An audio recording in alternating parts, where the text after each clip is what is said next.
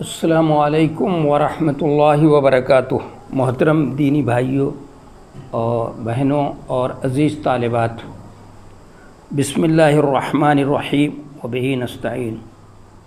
ہم لوگ اس سے پہلے درس میں وہی پڑھ رہے تھے باب الرحلۃ فی المسألۃ النازلہ و تعلیم اہلہ، کہ پیش آنے والے یعنی ہنگامی مسئلے کے لیے سفر کرنا اور اپنے اہل کو تعلیم دینا۔ تو میں نے عرض کیا تھا اس ترجمۃ الباب کا یہ جو دوسرا جز ہے وہ آگے چونکہ آ رہا ہے، اس کی تفصیل جو باب ہے 2-3 باب کے بعد انشاءاللہ وہ باب آئے گا، 3 4 5 بلکہ 5واں باب وہی ہے اس کے بعد۔ تو وہاں پر اس کی بات ہوگی پہلے ہنگامی مسئلہ، پیش آنے والے مسئلے کے لیے، ہنگامی مسئلے کے لیے سفر کرنا۔ تو اس میں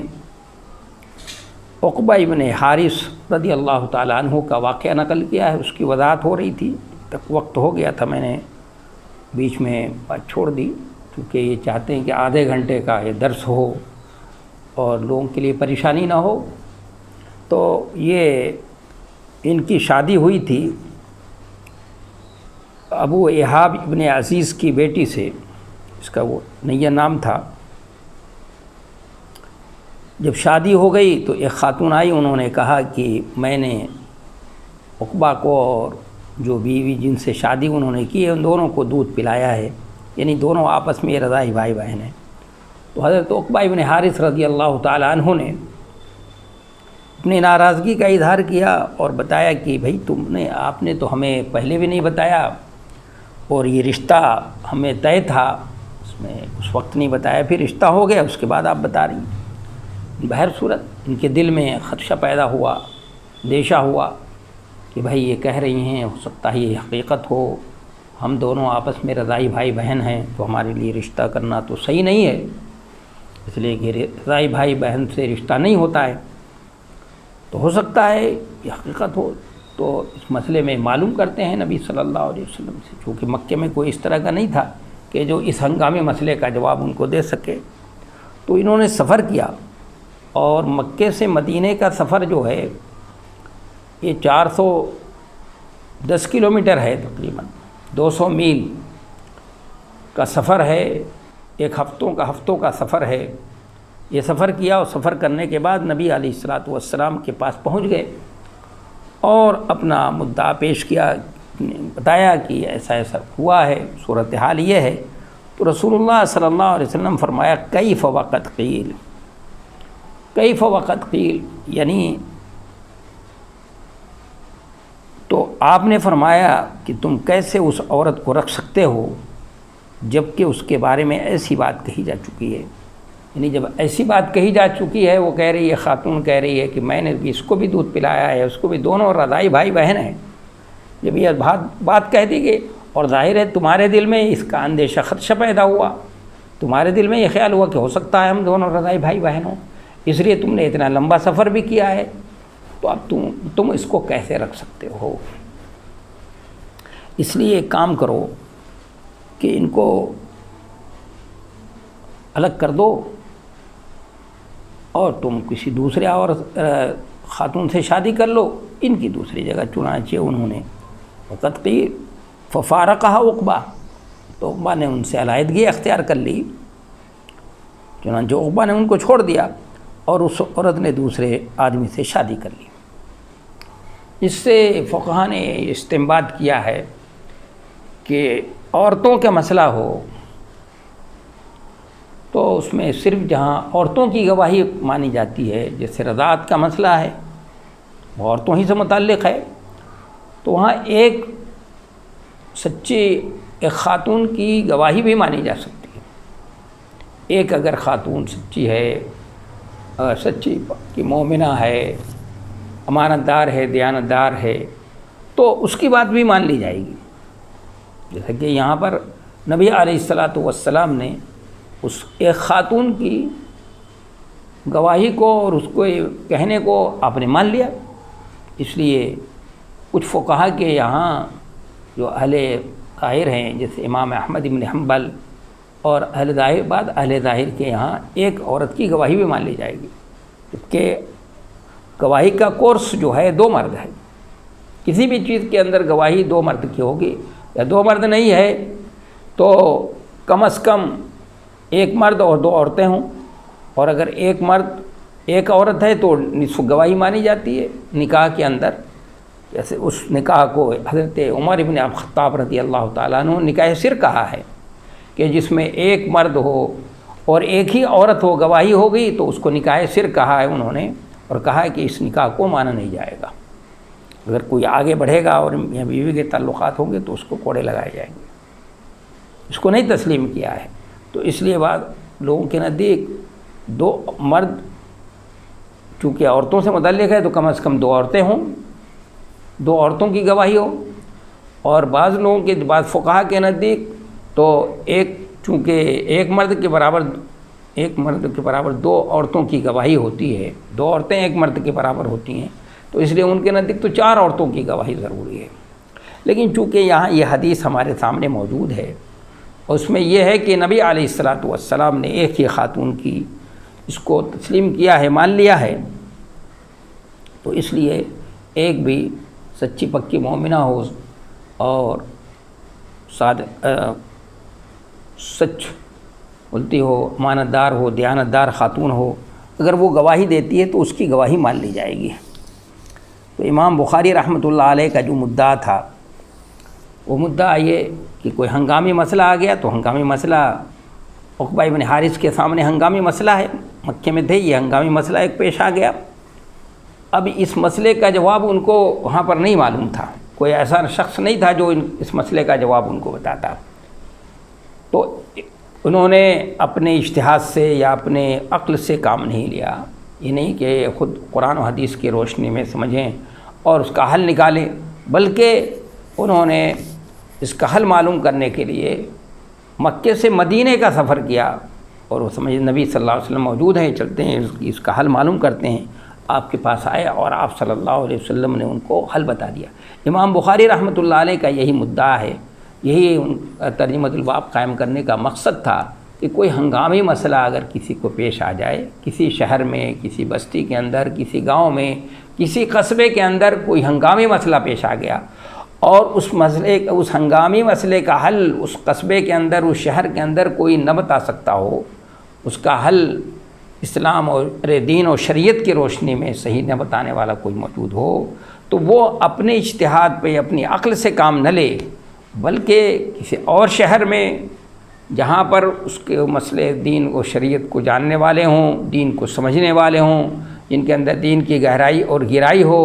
جو صحیح معنوں میں اس کا حل بتا سکتے ہوں، ایسی جگہ اس کو سفر کرنا چاہیے اور ان سے اس کا حل معلوم کرنا چاہیے۔ یہی تھا امام بخاری رحمۃ اللہ علیہ کا مدعا، اور یہی ثابت کیا انہوں نے۔ آگے دوسرا جو ہے وہ باب پڑھتے ہیں، آگے باب ہے باب التناوب فی العلم، کہ حصول علم کے لیے باری مقرر کرنے کا باب،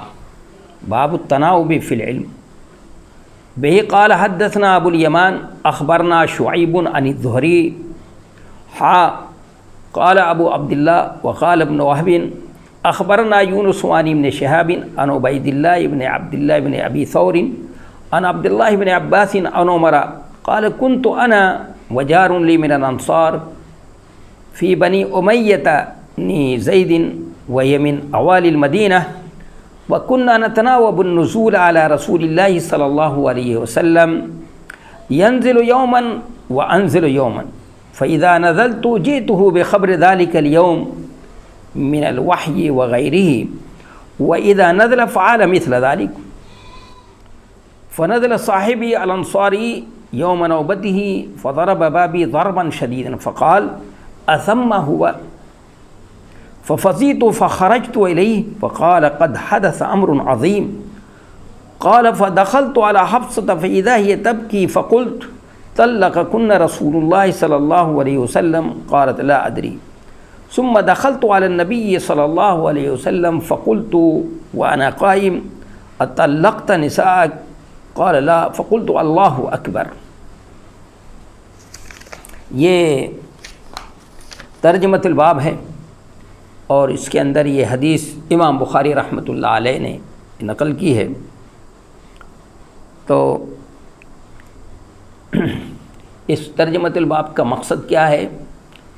اور اس کا پہلے ترجمہ، تو اس لیے پہلے ترجمہ کرتا ہوں، پھر اس کے بعد مقصد سمجھنے کی کوشش کرتے ہیں۔ باب التناوب فی العلم، حصول علم کے لیے باری مقرر کرنے کا باب۔ حدثنا ابو الیمان، کہا کہ ہم سے بیان کیا ابو الیمان نے، انہوں نے کہا ہم کو خبر دی شعیب نے، انہوں نے زہری سے، تحویل ہے یہاں پر، اور تحویل کے بارے میں بتا چکا ہوں پہلے، اس لیے دونوں قسموں کی نظیریں بھی سامنے اس میں آ چکی ہیں اس سے پہلے درس میں۔ ابو عبداللہ امام بخاری نے کہا کہ ابن وہب نے کہا کہ ہم کو یونس نے خبر دی ابن شہاب سے، انہوں نے عبید اللہ ابن عبداللہ ابن ابی ثور سے، انہوں نے عبداللہ ابن عباس سے، انہوں نے حضرت عمر رضی اللہ عنہ سے، انہوں نے کہا کہ میں اور میرا ایک انصاری پڑوسی بنو امیہ بن زید کے محلے میں رہا کرتے تھے، جو عوالی کا علاقہ ہے، جو تھوڑا اونچا علاقہ ہے، جو عوالی مدینہ میں پڑتا ہے، قباء کے راستے میں بیچ میں پڑتا ہے، اور ہم لوگ باری باری رسول اللہ صلی اللہ علیہ وسلم کے پاس آیا کرتے تھے۔ اسی سے استدلال کیا ہے امام وَكُنَّا نَتَنَاوَبُ النُّزُولَ، اسی سے استدلال کیا ہے امام بخاری رحمۃ اللہ علیہ نے یہاں پر، کہ ہم لوگ باری باری رسول اللہ صلی اللہ علیہ وسلم کے پاس آیا کرتے تھے، ایک روز وہ جاتا تو دوسرے روز میں جاتا، جب میں جاتا تو اس دن کی ساری خبر یعنی وحی وغیرہ کی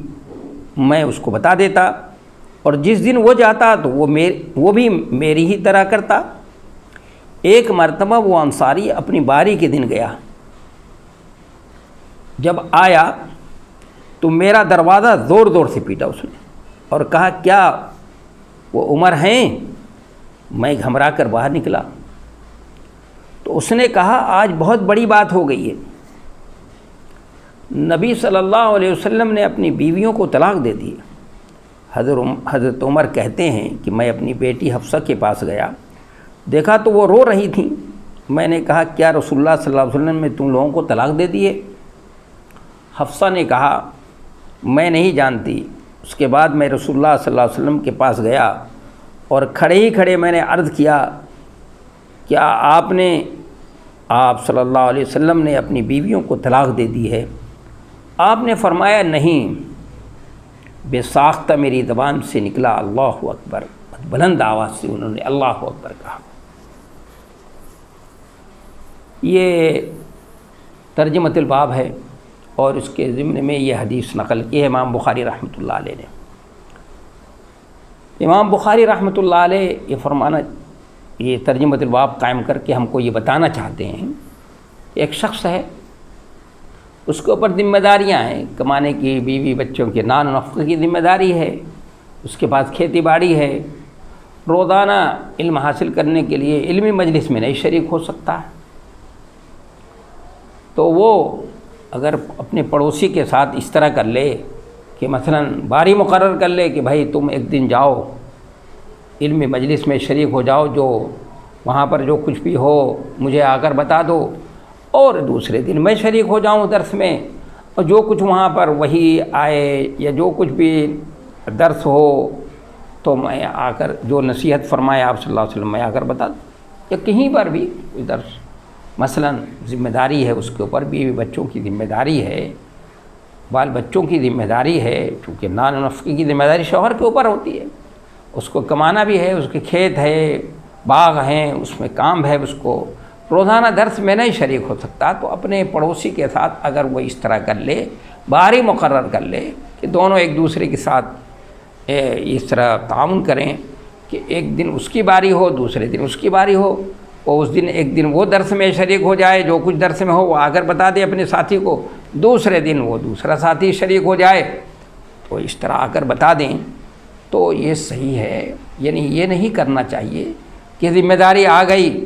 اور بہت ذمہ داری ہے، مصروفیت ہے، تو آدمی کہے کہ بھائی میرے اوپر مصروفیت ہے، بڑی ذمہ داری ہے، بیوی بچوں کی ذمہ داری ہے، بال بچوں کی ذمہ داری، میں کیسے جو ہے وہ علم حاصل کر سکتا ہوں، دین کا علم کیسے سیکھوں، دل کا علم کیسے حاصل کروں، میرے اوپر تو یہ سب ذمہ داریاں ہیں۔ تو امام بخاری رحمۃ اللہ علیہ فرماتے ہیں کہ نہیں، یہ بہانہ نہیں چلے گا، یہ اس طرح کی باتیں یہ اس طرح کی نہیں چلیں گی. اس کے لیے دین کا علم حاصل کرنا ہے، اس لیے کہ علم ہوگا تو ہم عمل کریں گے اس کے مطابق. اس کو سیکھنا ہے، پہلے شروع میں نہیں سیکھ سکے، ہم نہیں حاصل کر سکے ہیں، تو کیا کرنا چاہیے؟ ذمہ داری آ گئی تو اس کے بعد بھی حاصل کریں، اور اس کو حاصل کرنے کا یہ طریقہ اپنائیں کہ باری مقرر کر لیں. کام کا نقصان بھی نہیں ہوگا، کام کا بھی حرج نہیں ہوگا، نقصان نہیں ہوگا،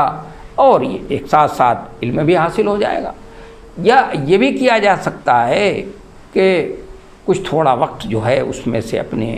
مصروفیت میں سے، اپنی ذمہ داری میں سے تھوڑا وقت نکال لیا جائے، اور قرآن نکال کر کے قرآن اور حدیث کو پڑھا جائے، دین کو سیکھا جائے. تاکہ دین کو سیکھا جائے گا. جیسے آج کل کا دور ہے، جو لوگوں کے اندر خرافات، طرح طرح کی خرافات اور بدعات لوگوں کے ذہن و دماغ کے اندر ہیں، اور ان کی زندگیوں کے اندر ہیں، ان کی زندگیاں اسی خرافات اور بدعات، شرک اور بدعات میں لت پت ہیں. وہ صرف اس وجہ سے ہیں کہ علم نہیں ہے، دین کا علم نہیں ہے، قرآن نہیں پڑھتے، حدیثوں کو نہیں پڑھتے. اگر قرآن اور حدیث کو پڑھتے تو صحیح علم ان کے پاس آتا تو شرک اور بدعت میں جو لت پت ہے ان کی زندگی، اس سے نکل سکتے تھے. تو اس کے لیے یہ طریقہ ہے، اس علم کو حاصل کرنے کا ایک طریقہ ہے. اور یہ بہانہ کرنا کہ ہمارے اوپر ذمہ داری ہے، بھائی بھی بچوں کے کمانے کی ذمہ داری ہے، کھیت اور باغات کی ذمہ داری ہے، صاحب ہمارے پاس تو وہ ہے، ہمارے پاس پلاٹ ہے، ہمارے پاس تو وہ ہم تو اس کے بعد اس کے مالک ہیں، بڑے زمیندار ہیں، ہمارے پاس تو بڑی ذمہ داریاں ہیں، اب مصروف رہتے ہیں ہم. تو یہ سب بہانے بازی نہیں چل سکتی. باری مقرر کی جا سکتی ہے،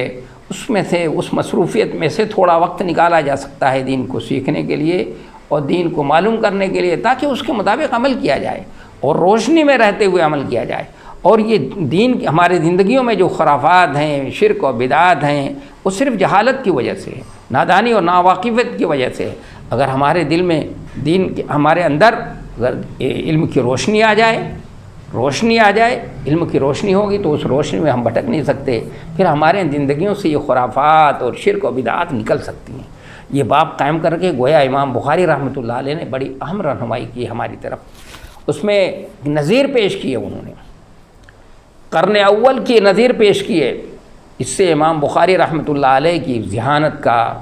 اور ان کی بالغ نظری کا، ان کی دقت نظر کا جو ہے پتہ چلتا ہے کہ محدثین کے درمیان ان کا کیا مقام ہے، اور محدثین سے بہت وہ فائق ہیں. یعنی امام بخاری رحمۃ اللہ علیہ اگر آسمان پہ ہیں تو دوسرے محدثین زمین پر نظر آتے ہیں. بہت اونچی بات کہتی ہیں. دیکھیے بہت اونچی بات کہی ہے اور بہت اچھے انداز سے ہمیں حل بتایا ہے، اور اس کی نظیر پیش کی ہے امام بخاری رحمۃ اللہ علیہ نے. اور وہ بھی قرن اول سے. کیا فرماتے ہیں کہ عبداللہ ابن عباس رضی اللہ تعالیٰ عنہ سے روایت ہے، انہوں نے حضرت عمر رضی اللہ تعالیٰ عنہ سے روایت کی ہے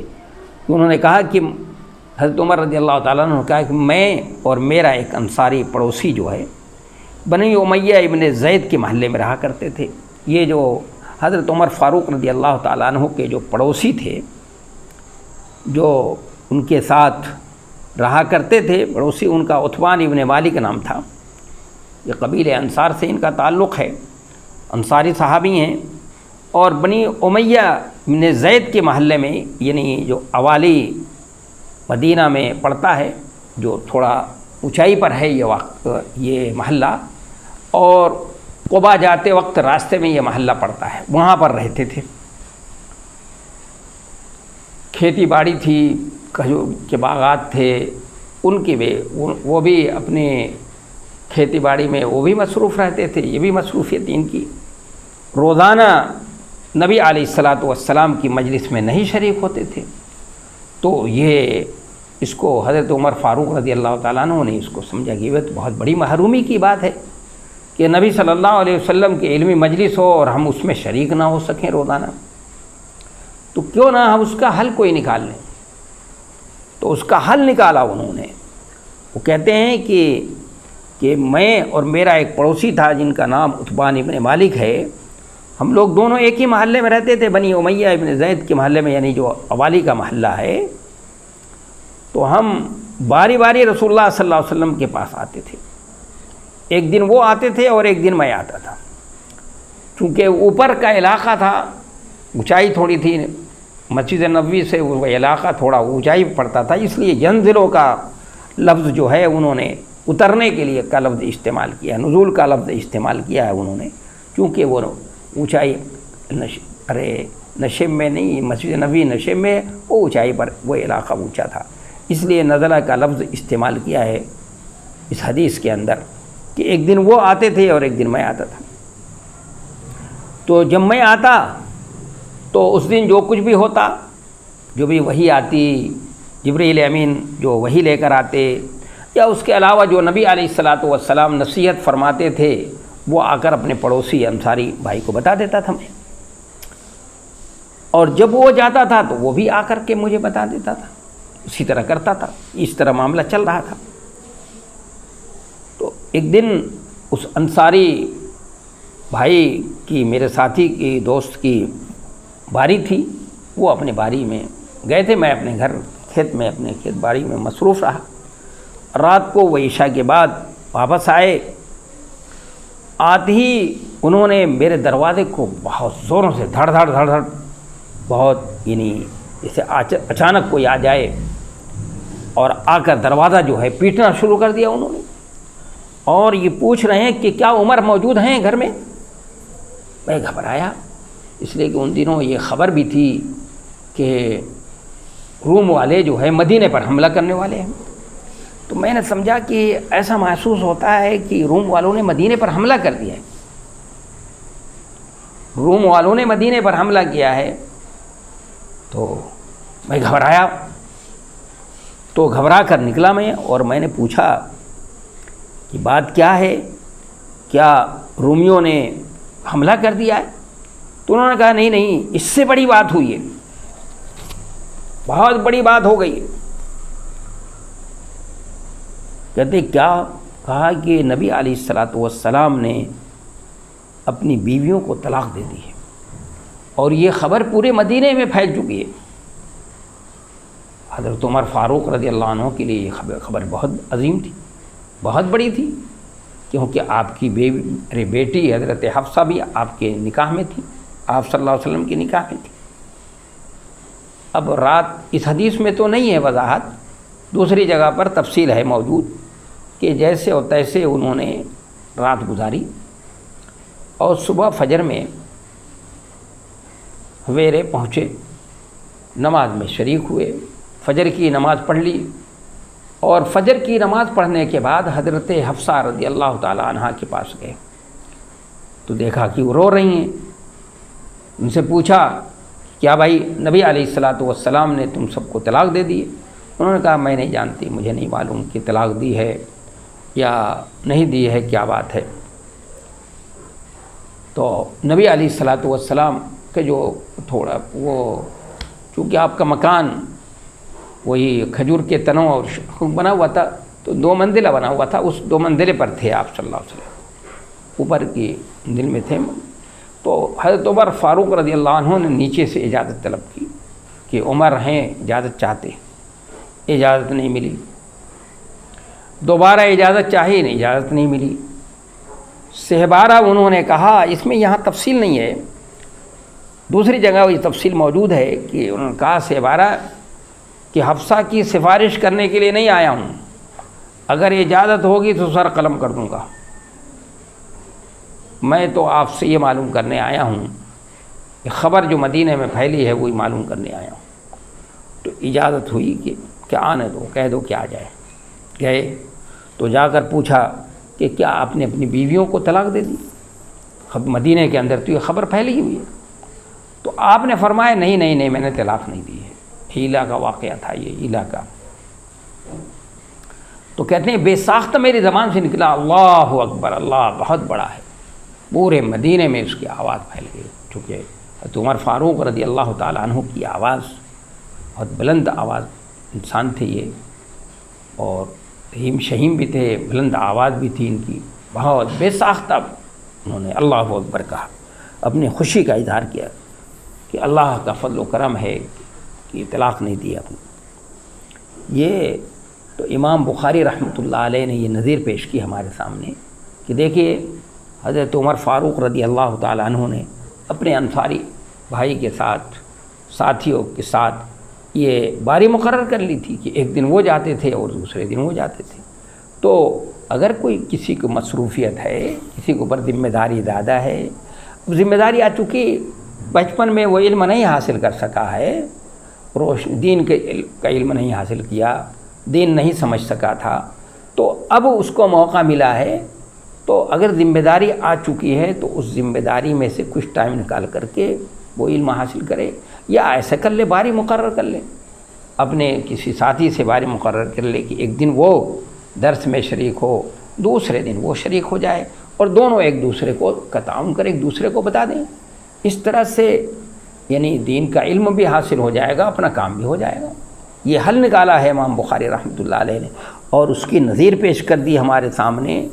حضرت عمر فاروق رضی اللہ تعالیٰ عنہ کے جو واقعہ ہے کہ انہوں نے اپنے ساتھی کے ساتھ یہ جو ہم نے یہ باب پڑھا ہے، اس سے بہت سی باتیں ہم کو سمجھ میں آتی ہیں، یعنی موجود دور میں ہم اس سے بہت سے فائدے اٹھا سکتے ہیں۔ اس کا سب سے بڑا فائدہ یہ ہے کہ خبر واحد حجت ہے، اور اس سے یقین کا فائدہ ہوتا ہے۔ حضرت عمر کو ان کے ساتھی نے تنہا بتایا تھا،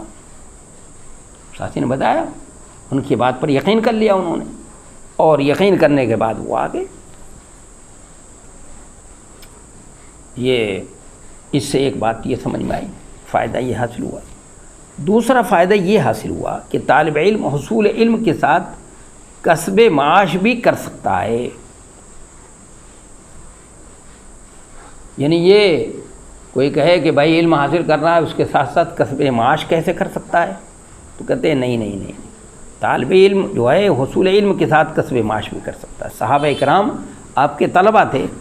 اور کسب معاش میں مشغول رہتے تھے، اس لیے حصول علم کے لیے باری مقرر کرتے تھے، باری اسی لیے مقرر کر دیا تھا،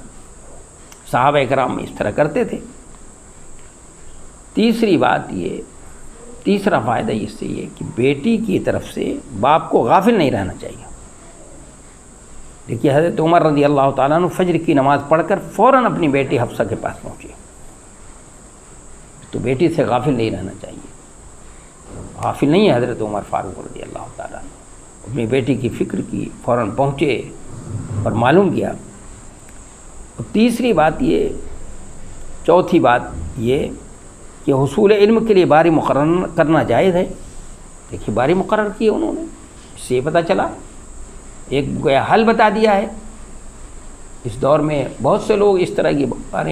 کا بہانہ کرتے ہیں کہ صاحب وقت ہی نہیں ہے، کیسے ہم علمی مجلس میں شریک ہو سکیں، کیسے ہم قرآن پڑھ سکیں، کیسے ہم حدیث کو سیکھیں گے، دین کو کیسے سیکھ سکتے ہیں، ہمارے پاس تو ٹائم ہی نہیں ہے۔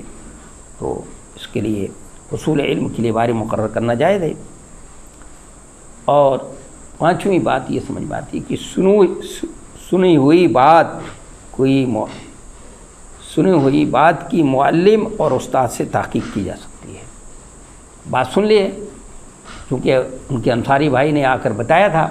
کہ بھائی نبی علیہ الصلوۃ والسلام نے اپنی بیویوں کو طلاق دے دی ہے، اور پورے مدینے میں یہ خبر گشت کر رہی ہے، عام ہو چکی ہے۔ تو اب اس کی تحقیق کرنے کے لیے حضرت عمر فاروق رضی اللہ عنہ، کیا ایسا ہے؟ تو آپ نے فرمایا کہ نہیں، طلاق نہیں دی۔ تو اس لیے بے ساختہ ان کی زبان سے نکلا اللہ اکبر۔ یہ بہت اہم باب قائم کر کے امام بخاری رحمۃ اللہ علیہ نے ہمیں بہت اہم بات بتا دی ہے۔ وہ جو لوگ اس دور میں بہانے بازیاں کرتے ہیں اور کہتے ہیں ہم اپنی مصروفیت اور اپنی ذمہ داری کا تذکرہ کرتے رہتے ہیں، ان کے لیے حل نکال دیا ہے امام بخاری رحمۃ اللہ علیہ نے۔ اس کے بعد دوسرا باب ہے کہ باب الغضب فی الموعظۃ والتعلیم اذا رأى ما یکرہ۔ به قال حدثنا محمد بن كثير قال اخبرنا سفيان عن ابن ابي خالد عن قيس بن ابي حازم عن ابي مسعود الانصاري قال رجل يا رسول الله قال رجل يا رسول الله لا اكاد ادرك الصلاة مما يطول بنا فلان وما رأيت النبي صلى الله عليه وسلم في الموعظة أشد غضبا من يومئذ فقال أيها الناس إنكم منفرون فمن صلى بالناس فليخفف فإن فيهم المريض والضعيف وذا الحاجة.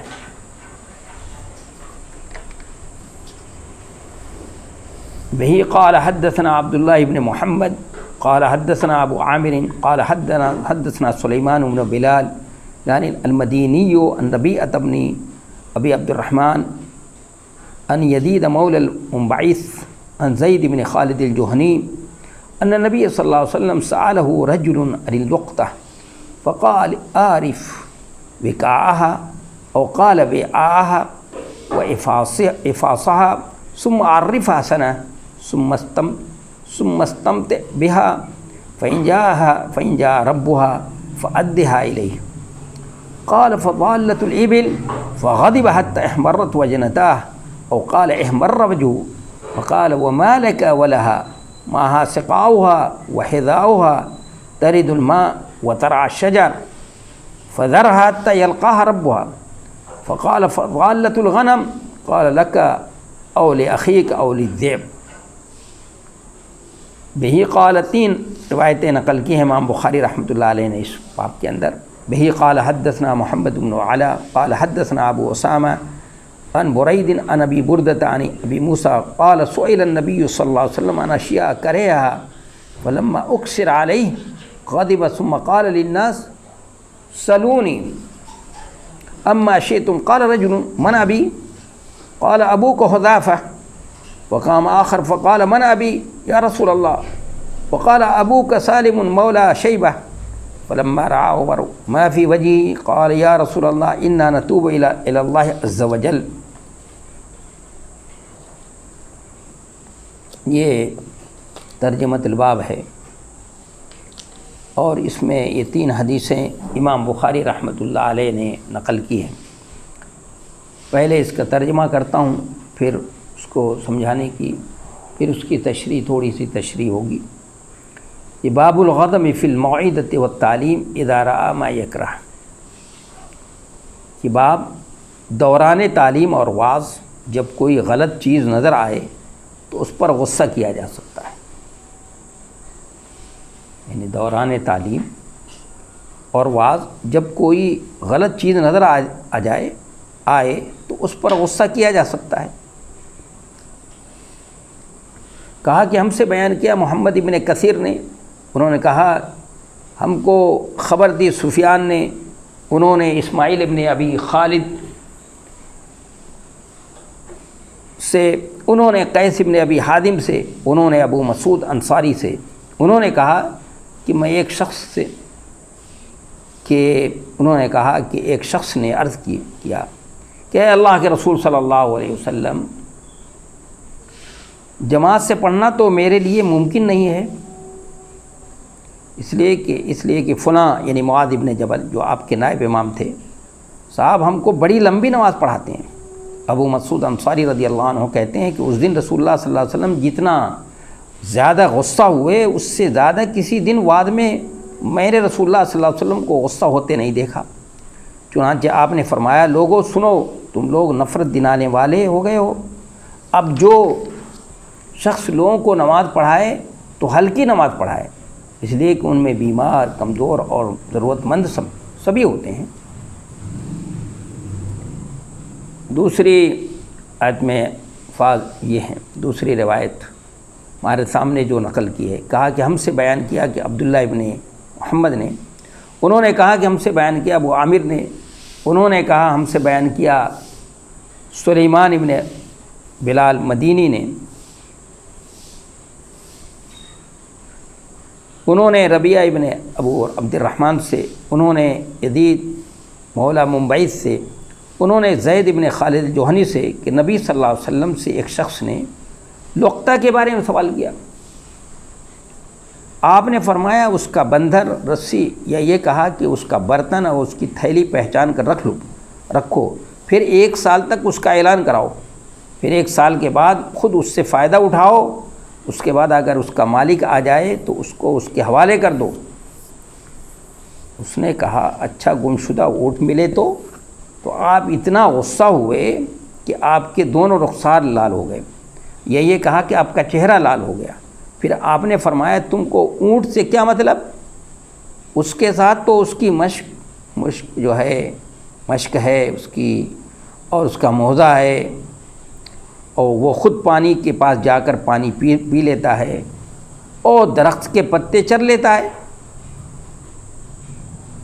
اس کو چھوڑو یہاں تک کہ اس کا مالک اس کو پالے۔ اس آدمی نے گمشدہ بکری کے بارے میں پوچھا، آپ نے فرمایا وہ تمہاری ہے یا تمہارے کسی بھائی کی ہے یا پھر بھیڑیے کی ہے۔ تیسری حدیث کہ کہا کہ ہم سے بیان کیا محمد ابن علا نے، انہوں نے کہا کہ ہم سے بیان کیا ابو اسامہ نے، انہوں نے بریس سے، انہوں نے ابو بردہ سے، انہوں نے ابو موسیٰ اشعری رضی اللہ عنہ سے، انہوں نے کہا کہ رسول اللہ صلی اللہ علیہ وسلم سے کچھ ایسی باتوں کا سوال کیا گیا جنہیں آپ نے پسند نہیں فرمایا۔ جب بہت زیادہ سوال کر دیا گیا تو آپ ناراض ہو گئے اور لوگوں سے کہا اب جو چاہو مجھ سے پوچھو۔ تو ایک شخص عبداللہ ابن حذافہ نے کہا میرے والد کون ہیں؟ آپ نے فرمایا تمہارے والد حذافہ ہیں۔ پھر دوسرا آدمی کھڑا ہوا اور کہا اللہ کے رسول میرے والد کون ہیں؟ تو آپ نے فرمایا تمہارے والد شیبہ کے غلام سالم ہیں۔ جب حضرت عمر نے آپ کے چہرے مبارک پر غصے کا اثر دیکھا تو کہا اے اللہ کے رسول ہم اللہ کے حضور توبہ کرتے ہیں۔ یہ ہیں انشاءاللہ آئندہ درس میں پھر اس کی وضاحت ہوگی۔ وما توفیق الا باللہ، والسلام۔